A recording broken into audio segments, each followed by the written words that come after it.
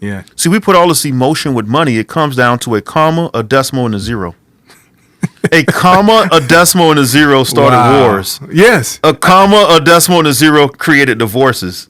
Right? So think about that. So we have to control our emotions, and we have to understand our relationship with money. Right. Yeah. My dad had this calendar up, and we would see the payday on the calendar. And he would sit us down. I remember this, 10 years old, and he would go over his paycheck with us. So at a young age, me and my brothers understood how money was working for grown people. We understood it because he would say, hey, this is overtime. This is my regular time. And he said, this is my take home. Hello, everyone. Alvin Darien here. I spent over 2 decades in the financial industry helping people just like you. As the author of books like Don't Let Adversity Steal Your Legacy and the 8 Financial Breakthroughs, and as the CEO and co-founder of Financial Pro Network, I am proud to present to you the Leadership in Money podcast. What's going on, world? Dre Parker here, your money, legacy, and life coach with Financial Pro Network. And today we're going to talk about one of my favorite topics, your relationship with money. And I got my good friend, my business partner, my colleague, Mr. Alvin Darien. Dre, how's it going, man? Man, it's going great. I know this is like your topic, man. This is your game, your space, and we do a lot of meetings together. But every time we hit the IQ versus the EQ, this is what you do, man. Yeah. Well, I didn't realize this growing up. To a single mom in a project, growing up poor, I didn't realize that EQ, your emotional intelligence, is very important in building wealth. It is, man, because we pick up things from our parents, right? And we pick up little sayings. And how do you handle the mail when it comes in the house? You watch your parents when they pay bills. Yeah. You listen to the words, right? Because words can locate you. And if you think about it, we all know money doesn't grow on trees. We all know that we don't have a money tree in the backyard. Right. We've probably heard I can't afford it. We probably go get a check and somebody say, oh, my whole check is gone. Like, whole check is gone. They're broke 20 days out of the 30.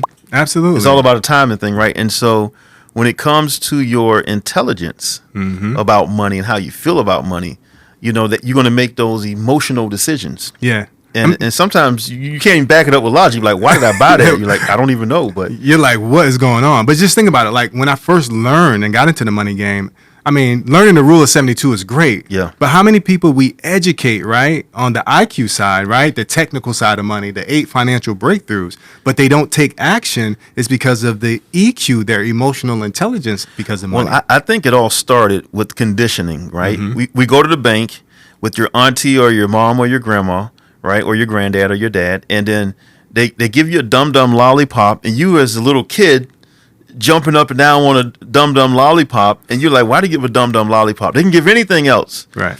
But the reason they probably give it because they're going to pay us 1% and then they're going to make 12%. That's probably what it is. It is. And just think about it. Like money, think about it. We learn it through our environment. We talked about that already, right? Through our sensual awareness of what environs us, right? So what we smell, what we see, what we hear. So think about it. Money don't grow on trees. But money even boils down to a smell. Like growing up poor, right? Yeah. When it was funny, when I got with my wife, she would cook Hamburger Helper. And that's when we were struggling financially. Yeah. So to this day, I'm like, we're not bringing a Hamburger Helper ever again into this house. It's conditioned from a smell. Right. Wow. Yeah, think about it. Oodles and noodles, right? Certain smell, certain food spam. Yeah. Right? That's synonymous with growing up and struggling and poverty. Wow. So money has a smell. It does. And, some people struggle their whole life. Right.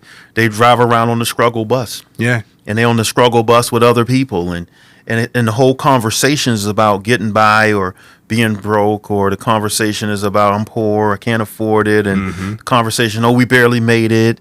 You got to keep graduating your conversation so you can get to the net worth table and have different conversations. Absolutely. One thing I noticed is everybody has a money personality type, right? Yeah. You got like the controller type, and those are the people who they like to save, and then you got some who like to spend, but then you have people who like to make money. Those are people who want to control their emotions when it comes to money. And that's really big. And then the second type you have is an indifferent type. Now, I run across a lot of people who are indifferent with money. They're like, I don't care about money. It's just money. Yeah. But those are the people who are like the educators, people who like to serve. But money indifferent people, they change when there's a money crisis, right? They're not Wow. so indifferent. Think about it. They're like, how are we going to pay the bills? Now they're not so indifferent. But the last money type, I believe, is one of the scariest, which is the fear type, right? Think about it. If you have a fear personality type of money, you can't save, you can't spend, you can't go make money. It's a horrible place to be in. So it's good to know. And the only way that you can know that is knowing how you feel. Like we do trainings all the time. Yeah. Whenever the word money is brought up, what are you really feeling? Not what you're thinking. Wow, that's right? deep. Yeah. What are you feeling? I like that. Anxiety, right? Fear. Yeah, and to add to what you're saying, man, think about the feelings and the emotion if somebody owe you $100. Wow. Every time you see them, you're like, hey, you owe me my money, man. Where's my money? Right. Right. And then it's not, hey, how you doing? It's where's my money, right? And then suppose you lose $100. Yeah. You're looking around like I can't find $100 bill. I can't find $100. That's an emotion. What if I just take $100 from you? Yes. That could start a fight. That could create an emotion. You had $100, but you couldn't get to it until 2 weeks. Wow. What if we add zeros to it? Yeah. See, we put all this emotion with money. It comes down to a comma, a decimal, and a zero. A comma, a decimal, and a zero started wars. Yes. A comma, a decimal, and a zero created divorces. Right? So think about that. So we have to control our emotions, and we have to understand our relationship with money. Right. Yeah. And I think it's good that this segment is really important because you have to be honest and truthful with yourself. Like, hey, whenever money is brought up, what am I really feeling? Am I afraid? Am I anxious about it? And those are things, I think the biggest thing is people don't trust the money process. They don't trust it, and you have to identify yourself. Are you a saver, a spender? The worst is the avoider. Yeah, absolutely. They don't even look at the mail. They don't like to answer the phone. Could be a check in the mail, right? Right. I had a client one time, man.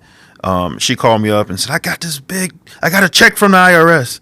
No, she didn't say I got a check. She had a letter from the IRS. She's like, I got this letter. What should I do? I say, open it. She opened the check. It was like $8,000.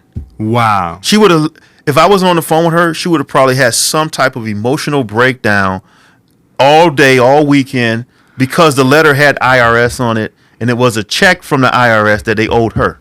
Isn't that crazy? Yes. But that's the thing that stops us from building wealth is the emotional programs that run deep. And like I always tell people, like, well, it's just money doesn't come in. You got to learn how to trust the money process. Got to trust the money It process. always comes back in. And think about it. There's only a few things you can do with $1. Mm-hmm. Save it, spend it, give it away, invest it. Right? Right. There's so many things we think, wow, when you make a purchase, you're going to spend money. Right. Right? You notice we make an emotional decision. Mm-hmm. So think about it like this. You ever bought, I know you bought shoes, but the last time you bought shoes, was the price tag on the side or underneath the shoe? You notice that, right? Yeah, so you look at the shoe and like, man, that shoe looks good. I like that. And you look, $200, right? Yeah. And then you flip it back over. And you go to a car lot and you say, hey, come in here, let me give you a test drive. Why do they do a test drive first? The emotions. Right. And then you see the finance manager to figure out how you're going to pay for it. How you going to pay for it. You don't see the finance manager first. Right. But when it comes to like retirement planning, when it comes to saving money for the future, people are not in touch with reality. No, they're not. How do we get people in touch in reality and change their relationship with money? Well, the biggest thing is like we talking about in our 8 breakthroughs, right? They have to be aware, and not just aware of their educational part, but how they truly feel about money. Yeah. That's one thing you cannot hide, right? You can lie to everybody else around you, but you can't lie to yourself. Yeah, man. I love this segment, and I know we talk about leadership and money, mm-hmm. and when we talk about this topic, it kind of mixes the two together. Absolutely. And leading your family, as we close out here, do you have family meetings with your family? Absolutely. And can you explain to everyone how you're shifting the culture of your family with money and the attitude around money with your family meetings? Listen, this is very important. I think I might be the first within my family to have meetings on finances, right? And what I mean by that is involve the kids, right? Yes, absolutely. You can't not involve, like a lot of times husband and wife, they'll go at the table, and this is a big one in our community. Let's not talk about the money problems we're having with the kids, or let's not mention money around the kids. And then what happens? The kids grow up, they have these same challenges that they inherit from their family. It was different growing up. My dad worked at the post office. Mm-hmm. My mom was a school teacher, educator in Chatham County. And my dad had this calendar up, and we would see the payday on the calendar. And he would sit us down. I remember this, 10 years old, and he would go over his paycheck with us. So at a young age, me and my brothers understood how money was working for grown people. We understood it because he would say, hey, this is overtime. This is my regular time. And he said, this is my take home. Think about that. I'm 10 years old and your dad is going over his paycheck with you. Most people don't tell the kids what you make, like you just said. Right, they don't. You know, and I'm thinking we're rich growing up. Right. I'm really, because I see the checks and then I'm starting to get older to size up how much that car costs. How did that person pay for that? How did they afford that house? I'm asking questions as before my teenage years, the grown people, hey, how did you pay for that? Because I had an understanding of how money was paid, an understanding of paychecks. Yeah. You know what's so funny? In parenting or anything, like what your parents did was important. Like, I believe, like, when you're parenting or any type of training, you got to train your kids about money, right? Absolutely. You got to teach them how all this stuff works. But you can't stop at teaching. You got to transition them, meaning that let me show you how a checkbook works, even though we don't have checkbooks anymore, right? We had to do it. We had to do it, right? Let me show you what budgeting looks like. But then if you transition your children, I guarantee you that you can trust that they'll go out there and be a viable part of society as adults with financial literacy. Got it. And we got to help people make smart money decisions. Absolutely. Absolutely. And the first thing is, like I said, we talk about the IQ all the time, but the EQ is important because you know why? Because your emotions are going to stop you from investing. It's going to stop you from getting life insurance, right? Yeah. It's going to stop you from saving money. If we can handle the emotional blockage that you have, then we can start helping you understand that, hey, once I clear this block, the money's going to flow. I'm going to gain and build wealth for my family. And just think about it. It feels so much better when you release the anxiety over money, knowing that money has no intrinsic value of its own. I tell people that all the time. Mm-hmm. It's only as valuable as what you're exchanging it for. Yeah. And if you ever read the money, like read the writing on it. You ever read that part that says this tender note is for debt? Right. It was designed for debt. Absolutely. And what kind of words of wisdom can you give everyone about relationship with their money? Okay, perfect. Yeah. So your relationships, and this is what I like to teach people as a coach in that area, every relationship outside yourself is to teach you everything about yourself. So make sure that when it comes to money, you learn how to have more happy money. Happy money is getting up every day, doing what you love to do for money, right? Spending money happily on the things that you like to spend money on, because happy money is so much better than unhappy money. Mm-hmm. So the key to that is understanding your emotional intelligence and what level you're at when it comes to money. So it's all about rewriting the program, changing the narrative, and changing how you view money. And also I'm going to leave this with you. Make sure that you treat money like your best friend, right? You don't hurt your best friend. You don't avoid your best friend. Wow, that's good. Treat money like your best friend.